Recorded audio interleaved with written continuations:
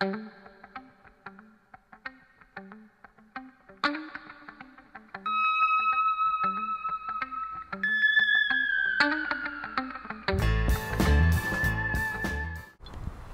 what's going on YouTube? Today is March 7th, 2012. Absolutely stunning day here in Maine. It's about 30 degrees, but I tell you, man, it feels like a spring day. Got my jacket off, I'm relaxing. It's just a really gorgeous day. You probably can't tell, but the water's actually crystal clear here for the first 25 feet or so. Totally gorgeous. Anyways, to the point. I think I'm just gonna put this down so I don't have to bother holding it. Back in the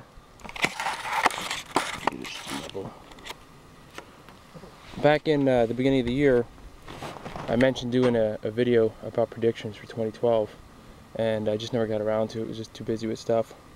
So I figured I'd take a stab at it today. I don't have any notes or anything, so I'm just going to do this off the cuff. And let's start off with the presidential race. The way I see it, Mitt Romney is going to be the next president. I think it's already baked in the cake. People on my channel know that I support Ron Paul, even though that I think he's a member of the club. Most of his ideas I think are steps in the right direction. The one thing about Ron Paul, I have to agree with Salente, what he's been saying lately, which is he's disappointed that Ron Paul isn't saying more and isn't taking a more aggressive approach. And I totally agree with that. When you watch Ron Paul talk in the debates, it's kind of like he's trying to get on base, get a base hit. And I really want to see him swinging for the bleachers. And he doesn't do that. I don't know, I guess it's just not his style or whatever. But he could be calling people out a lot more than he's doing. And granted, he's still doing a good job, but whatever. I don't want to talk more on that because it'll take too long. Syria. Definitely think intervention in Syria is coming. If you've been following, Assad is not stopping. He's just keeps progressing, and I just don't think the West is going to stand for it. I think that the West has been trying to undermine. Well, I know for a fact they have been. If you've been reading the articles, they've been trying to undermine Syria and Iran, via sabotage and sanctions, economic sanctions and political sabotage and all this stuff. And quite frankly, none of it is really working. Or to be more precise, it's working, but it's working very slowly, and they're seemingly adapting to it and dealing with it, which is not what the powers that be want. I think they want this to move a little faster. So I definitely think there's going to be some sort of intervention in Syria soon. Can't say when, but I feel soon. And Iran is definitely on the table, in my opinion. But it's probably not going to be till later in the year. I'm almost thinking maybe like in the fall. And I don't know. I mean, it could be later. It's just, there's so many factors. It's hard to tell. We could wake up tomorrow and something could happen and could spark it off, and then that's it. It's go time. But I definitely think it's in the cards. I don't think Iran's going to roll over, and I think they want Iran as a part of the club, and they're not cooperating. Let's see what else we got. The economy. The economy is a tough call. I think we're going to see a crash in the silver price soon.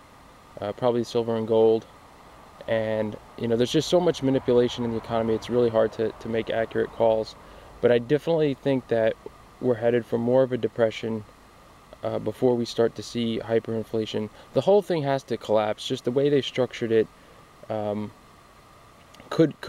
it possible to get out of it? Yes, it's possible to get out of it, but we would have to do such extreme measures, and nobody, not even Ron Paul, is talking about doing the extreme measures that would be necessary to pull out of it.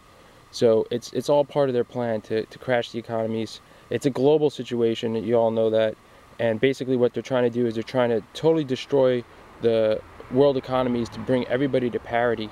And I believe that's a big linchpin in their overall plans for one world government, is to get all the economies on parity so they can introduce a one world government, probably some sort of electronic thing. They've already got the SDRs, but I won't get into that right now. So I definitely think the economy is going to crash. For the U.S. being the superpower, you know, our economy has to come way down, and economies like China have to come way up. And I think silver is going to take a big dive. I don't see silver going too low, like not to 13 or somewhere around there, because, you know, just too many, there's going to be too much demand for it.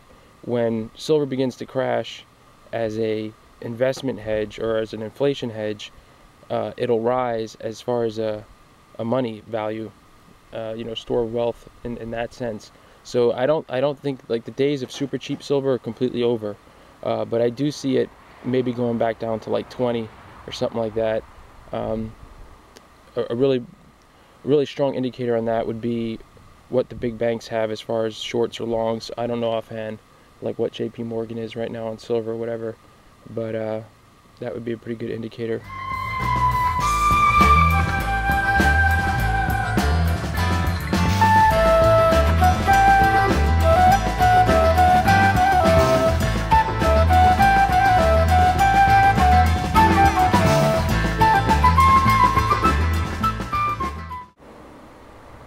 Yeah, a lot of people say that there's not going to be much going on this year because of the election, and Obama, you know, wouldn't let crazy drastic things happen to sacrifice his possibility of getting reelected. I don't buy that.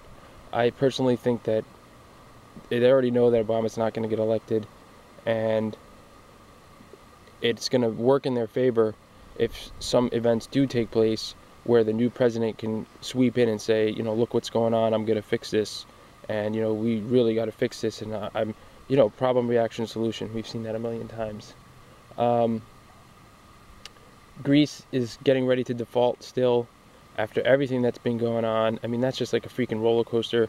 Every other week they're passing new austerity, and then every other week they're on the verge of going bankrupt and defaulting and all hell breaking loose. But, you know, there's a lot of rumor indicators that say that Greece is going to default at the end of March, and they're still persisting. And yeah, I mean, I think there's a good chance that that's going to happen shortly, and probably start some serious, well, start the economic slide downward. Man, it really is a gorgeous day out. Makes me wish I had a boat. Just go out in the middle of that lake and fall asleep on a boat, get a nice suntan. Times are tough, and you just got to make sure you get out on a day like this, at least for a little bit, and enjoy it. Friends and family are key, folks. Friends and family are key. In fact, I was just watching a video earlier, I don't remember where it was, but the guy was saying that family is your #1 investment in times like this. And he was saying, you know, reach out and do stuff for your family, so when you need the help, you know, they're there for you. I mean, it should always be like that, but you know, yeah, in these troubled times, you know, we just gotta step up and be there more for each other, not be selfish, not be lazy, and just be there for each other. I don't know, I guess I'll end it there. That's it. Get outside and play. Can I capture the mountains down there? I don't think this camera will do it. Look at that. I want a big house right at the top.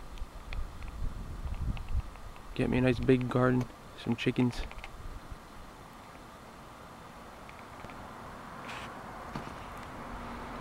Maybe a couple llamas.